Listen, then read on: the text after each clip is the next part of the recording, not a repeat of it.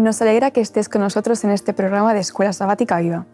Nuestro objetivo es apoyar tu proyecto de hogar e iglesia para que practiquemos juntos el compañerismo, estudiemos la Biblia y experimentemos la misión como estilo de vida. Antes de entrar en el estudio de la Escuela Sabática, dedica unos minutos a interesarte por tus hermanos y hermanas, creando una red donde todos estéis cuidados y atendidos. Toma tiempo para la oración y acompáñanos ahora en esta lección. Siéntete entre familia.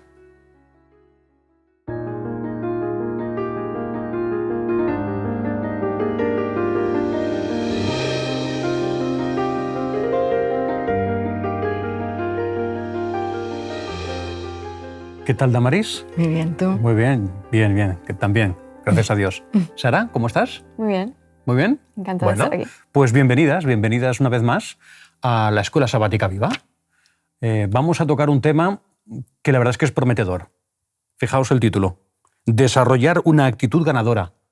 Oye, ¿y quién no quiere tener una actitud ganadora en la vida, en general? Y de los creyentes, ¿quién no quiere tener una actitud ganadora en el terreno espiritual? Así que vamos a ver qué es lo que nos depara la lección esta semana.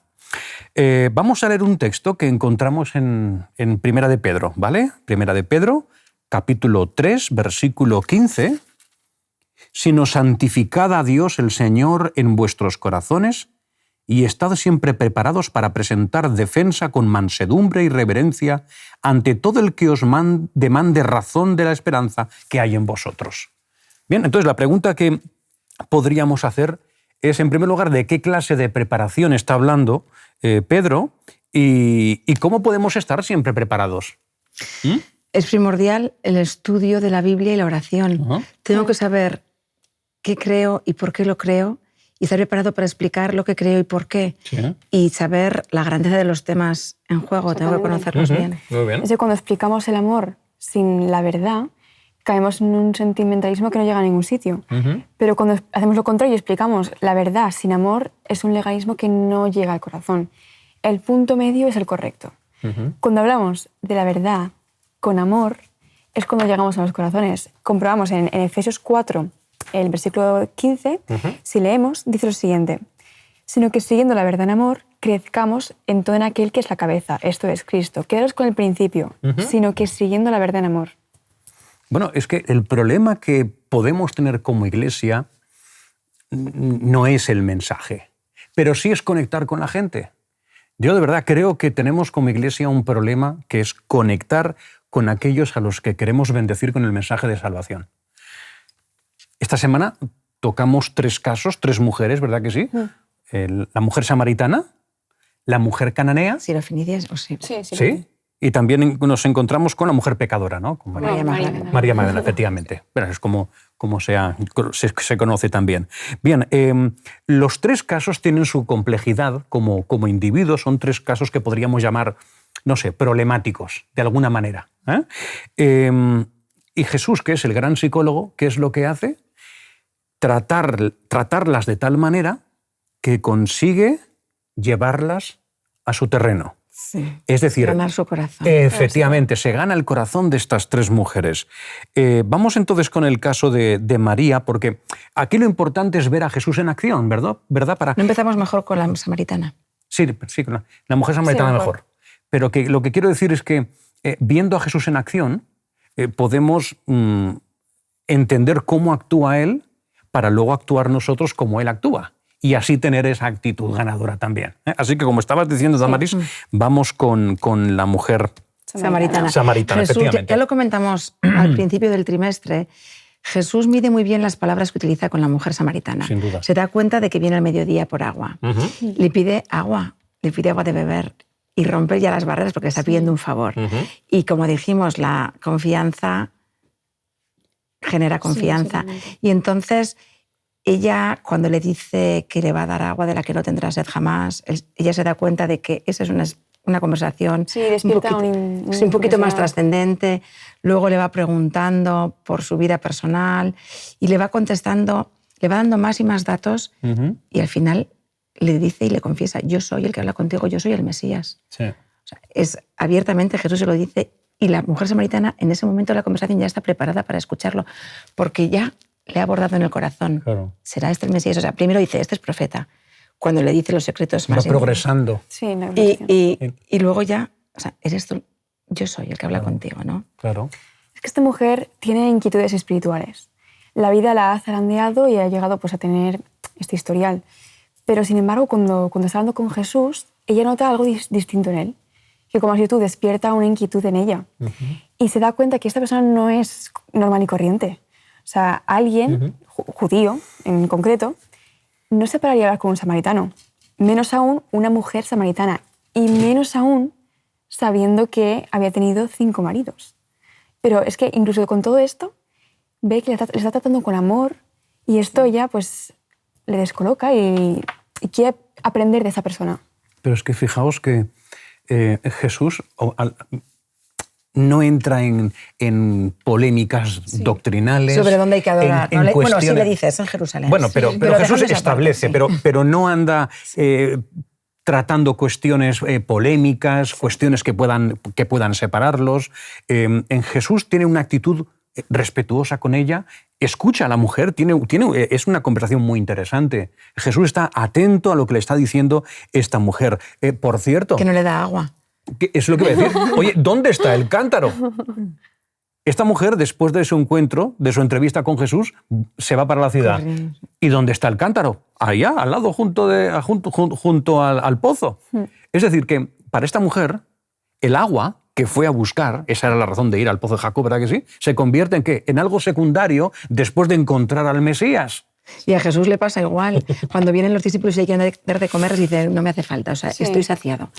Pero es que además esta mujer quedó muy convencida.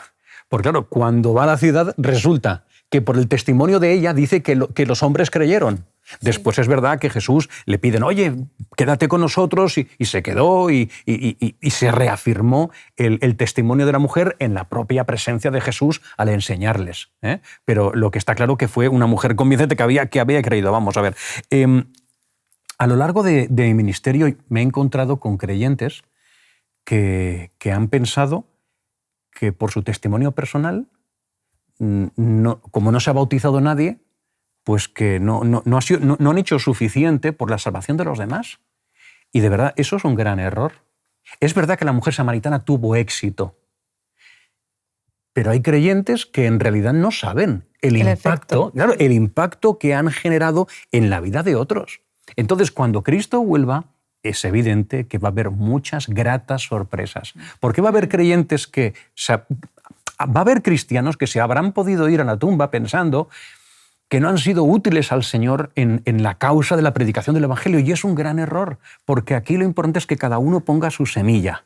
Y uno pone la semilla, como dice Pablo, el otro riega. Esto es un ejercicio mancomunado. Y aquí lo importante es que tengamos la disposición de colaborar con el Señor. Y cuando venga Cristo, pues alguien vendrá y dirá, oye, gracias Juan o María o Pedro, porque tú me ayudaste a conocer a Jesús. Y se quedará uno, ¿cómo? Pues yo pensaba que no había hecho nada por el Señor. Así que ese momento va a ser seguro muy emocionante y precioso de vivir. Bien, no sé si quieres comentarnos algo. Yo creo que podríamos pasar ya a la siguiente, Vale. a la ¿Sí? siguiente mujer. ¿Pasamos entonces? Sí, a la mujer Muy cananea. bien. Mira, si citamos textualmente lo que está en la escuela sabática, leemos: si había alguien a quien un judío consideraría un marginado de Dios, intocable e imposible de transformar, era una mujer cananea. Para entender un poco el porqué de esta cita, vamos a ver un poco el contexto. Los cananeos eran un pueblo idólatra, a menudo centrado en la veneración de los muertos a través de las deidades de sus dioses familiares. Adoraban también a dioses paganos como Baal, Asera y Astarte. Estos dioses y diosas, mediante los cultos de la fertilidad, protegían la vegetación y las cosechas. Y a veces se les ofrendaba con sacrificios humanos, más específicamente de niños. Leyendo esto, podemos ponernos un poco en la piel de los judíos y entender un poco el por qué este rechazo a los cananeos. Cuando Jesús da a entender como que esa mujer no es digna de salvación, Jesús quiere sanar a la hija de esa mujer. Jesús quiere que esa mujer sea feliz, claro, y sobre todo quiere darles una lección a sus discípulos. Y lo va a hacer de una forma muy pedagógica. Os voy a leer una cita de Elena White. Esto es lo que explica ella. El muro de separación que el orgullo judío había erigido impedía hasta los discípulos sentir simpatía por el mundo pagano, pero las barreras debían ser derribadas. Es decir, el pueblo de Dios estaba tan bloqueado en su distanciamiento de la gente que eran incapaces de conectar con un mundo que se estaba perdiendo y que estaban ellos precisamente para intentar que no se perdieran, que es lo que estábamos mencionando antes, que a veces nos puede pasar en la Iglesia cuando no conectamos con las personas a las que queremos presentarles el plan de redención. Vamos a ver, Jesús inicialmente recibe a esta mujer como lo hacían los judíos. Es muy interesante. Y después Jesús, en el desarrollo de la situación que se plantea, muestra un contraste tremendo entre esa actitud inicial que tiene y la compasión que demuestra Jesús. Yo creo que esto es importante tenerlo en cuenta. La forma dura, la forma insensible del pueblo de Dios queda evidenciada en el inicio de la conversación. Y en la segunda parte queda evidenciado el amor de Cristo por la humanidad. Tenían algo que aprender los discípulos de Jesús, porque la actitud que Jesús quería que tuvieran sus seguidores era la que evidenciaba Jesús, no la que había tenido el pueblo de Dios hasta ese momento. Fue una oportunidad para que aprendieran, podríamos decir. Lo fue. Y una cosa más. Aquí lo importante, una especie de pequeño paréntesis. El Señor lo que quiere es que aprendamos. Tenemos que aprender de las experiencias negativas, de nuestros errores, de nuestros pecados. Quiere el Señor que aprendamos. Es interesante ver, o sea, al principio ni le contesta, ¿no? O sea, cuando la mujer ni le contesta la segunda vez, le dice, no soy enviado, sino las ovejas perdidas de la casa de Israel. Y es una reprensión sutil, porque no había, les había dicho muchas veces a los discípulos que precisamente había que llevar el mensaje a todo el mundo. Efectivamente. O sea, no solamente las ovejas perdidas de Israel. Es lo que los judíos hubieran esperado oír de cualquier persona, pero no de Jesús, ¿no? Claro, claro. Y la tercera, o sea, estas negaciones ya cualquier mujer lo hubieran desanimado, ¿no? Pero esta no. Y cuando le dice por tercera vez, no está bien tomar el pan de los hijos y echarlo a los perrillos. Esta respuesta que a cualquier persona le hubiera desanimado por completo, ella vio ahí su oportunidad. Claro. Porque le contesta, sí señor, pero los perrillos comen de las migajas que caen de la mesa de sus amos. Entonces es como, o sea, el Señor está donde Él quiere. O sea, ha demostrado, le ha dado una lección a los discípulos. O sea, tienes una gran fe. En ese momento su hija se sana y entonces le dice a los discípulos, ¿veis? Claro. O sea, bueno, esta mujer cananea pues no era más que una oveja perdida, una de tantas, que Israel tenía que haber ido a rescatar. Y ese es el fracaso del pueblo de Dios. Es que además la hermana White lo dice, deseaba, Jesús se fue hasta Tiro y Sidón solamente para hacer ese milagro. Claro. Dice que deseaba sacarlos de su exclusividad judaica e interesarlos en el trabajo por los que no fuesen de su propio pueblo. Y a veces no, yo creo que ese es todavía nuestro problema hoy en día. Estamos demasiado centrados en nosotros mismos, haciendo actividades para nosotros mismos. Y tenemos un montón de gente que es que nos falta preocuparnos por ellos. Estamos a veces recayendo en lo que le pasó al pueblo de Israel, como que tropezamos en la misma piedra otra vez. La mujer cananea representaba a un mundo que se perdía, ¿verdad? Y lo que podemos observar es que aquella gente también tenía sus necesidades, tenía sus problemas, tenía el deseo de conocer algo más de lo que habían conocido hasta ese momento, que no les alimentaba de verdad, que no les saciaba. Y esta mujer, finalmente, sus necesidades espirituales son satisfechas. Bueno, pues para eso estamos, ¿no? Sí. Estamos para satisfacer las necesidades espirituales de un mundo que perece. Fijaos, recuerdo que un miembro de iglesia que trabajaba en un hospital, en la UCI, y un día me dice, mira, Antonio, a mí se me parte el corazón, me decía. Y yo veo casos tremendos de personas que van al hospital en unas condiciones terribles, algunas últimas, y yo siempre me pregunto, ¿y esta persona si se muere va a ser salva? ¿Ha tenido la oportunidad de conocer? Bueno, pues la mujer cananea representa a todos aquellos que no conocieron, pero que quieren conocer. Y a esos hay que alcanzarlos sí o sí. Perdona, dilo. Yo siempre quería decir que me gustaría destacar de lo que hemos visto de la mujer cananea, que lo que separaba a esta mujer cananea de los discípulos, en este caso, eran esas murallas que se habían levantado entre gentiles y judíos. Sin duda. Y esto fue hace 2000 años, pero es que ahora mismo existen aún murallas que nosotros mismos creamos. No es ningún secreto que el prejuicio y el orgullo le hace separación entre distintas clases de personas. Pero las castas son algo aborrecibles para Dios. Leemos en Hechos 17, 26, y de una sangre ha hecho todo el linaje de los hombres para que habiten sobre la faz de la tierra, de una misma sangre. O sea, los que levantamos barreras y tenemos prejuicios y creamos castas y diferentes, somos nosotros. Sí. De todas maneras, un comentario final. Los propios discípulos habían crecido en el desprecio, es un poco en la línea de lo que estabas diciendo, habían crecido en el desprecio a aquellos que no eran como ellos. Bueno, incluso entre los judíos no todos eran iguales, o sea, que es que había... Eran muy exclusivistas. Completamente. Y sin embargo Jesús, a través de cómo trataba a los demás, fue poco a poco tirando ese preconcepto que tenían sus seguidores para que después pudieran ser las manos de Cristo en este mundo, como luego finalmente fueron, y ya sabemos cómo se expandió el Evangelio. Bueno, vamos a progresar un poco, si os parece, y hablamos de María Magdalena. Vamos a ver, si comentamos algo vinculado a ese perfume que derrama sobre Jesús, tenemos que comentar algo de Simón el Fariseo, evidentemente. Simón el Fariseo es un discípulo reconocido de Jesús.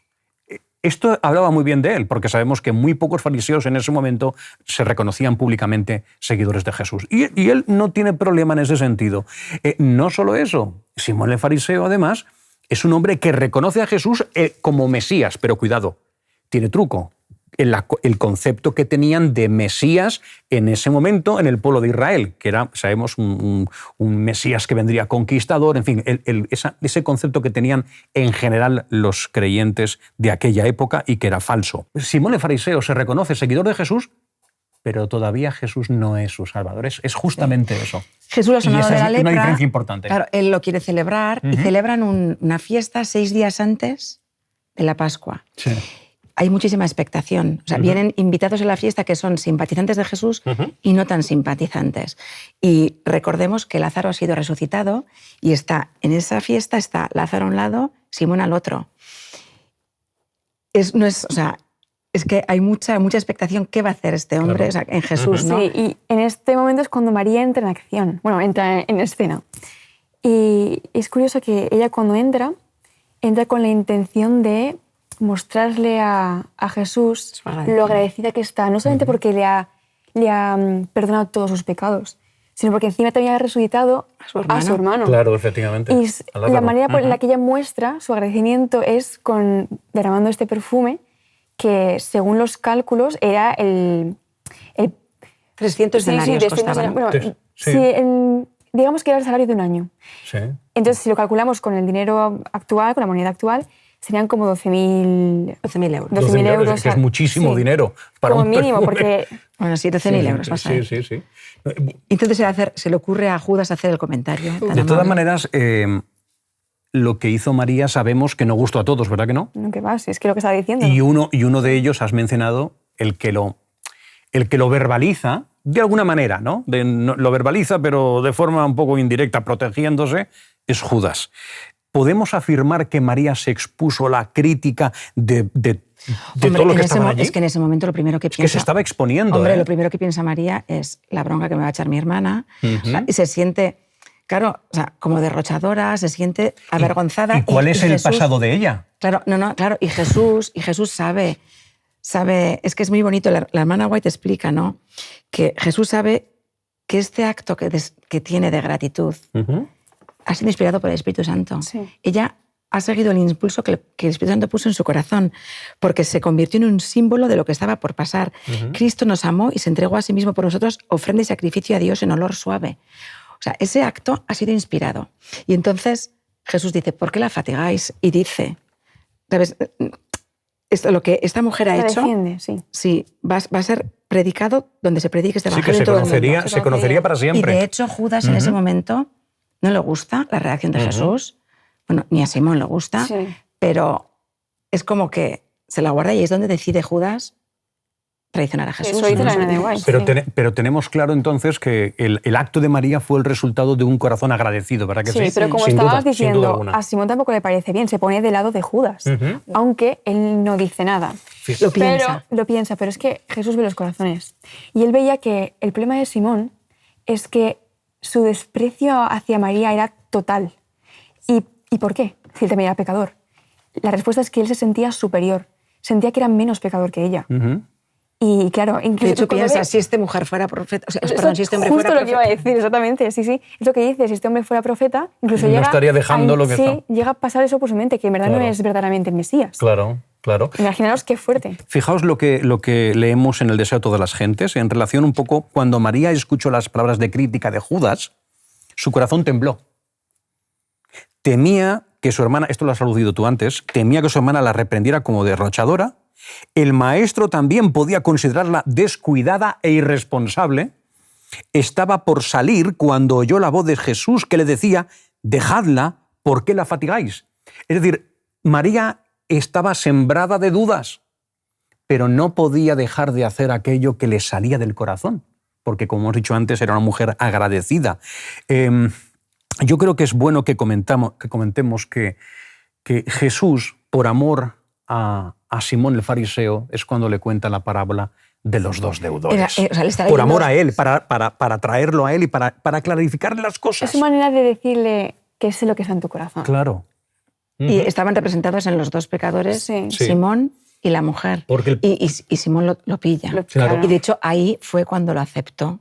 Como un salmo. Porque el Diferente problema- reacción la de Judas y la de Sí. El Simón. problema de fondo es lo que ha planteado Sara, ¿no? El hecho de que Simón se creía mejor que María. Y esta es una pecadora, yo soy un tío pues, bastante justo. Y gracias a esa reprensión sutil de Jesús, cuidado, que los que estaban escuchando, eso habla del talante de Jesús. Que daba muchos Los que estaban detalles. escuchando no saben de qué va la historia, porque Jesús responde al pensamiento de Simón el fariseo. Es maravilloso, Jesús como siempre dando lecciones. Y resulta que Simón, afortunadamente para él, se da cuenta de que ha metido la pata y rectifica. Y entonces ya desciende del plano de superioridad en el que supuestamente se encontraba. Y se gana entonces a alguien que comprende que los demás pues son pues como uno mismo, pues pecadores. Y eso es lo que tendríamos nosotros que entender como creyentes. Claro, y Jesús conoce cada corazón, conoce las circunstancias que rodean a cada persona y busca elevar a cada persona por encima de lo que las demás puedan decir de esa persona. Sin duda. Eso es muy bonito. Muy bien. No sé si quieres comentarnos un instante una historia que comentaste el otro día que podría ser interesante. Pues, ya que estamos hablando de vindicar y de que Dios nos eleva por encima de las acusaciones, hay una historia que creo que me la contaste tú, bueno, que trata sobre un noble y un campesino. Este campesino era inocente, pero el noble le estaba acusando injustamente. Y de hecho quería condenarle. Total que, de hecho, compra un juez para que la sentencia se lleve a cabo. Claro. Pero claro, este campesino era creyente. Y lo que hizo... Bueno, el juez dice que te juzgue Dios. Sí. De hecho, lo que hizo fue orar y decir, Dios, me pongo en tus manos. Si lo que tienes que hacer es demostrar mi inocencia, hazlo. Y si no, pues me pongo en tus manos y que sea lo que tenga que ser. Y en ese momento el juez dijo, bueno, como eres creyente, vamos a hacer lo siguiente. Yo aquí tengo dos papeles, voy a escribir inocente y culpable y que sea lo que Dios quiera.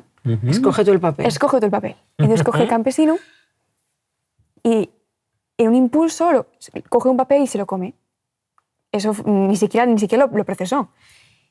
Y claro, ahora ¿cómo se sabía si era lo que ponía en ese papel? Claro. Pues comprobando el otro. Comprobando el otro. Lo que nadie sabía es que el juez, que había sido comprado, que era corrupto, lo que había hecho era poner culpable y culpable en los dos papeles. Claro.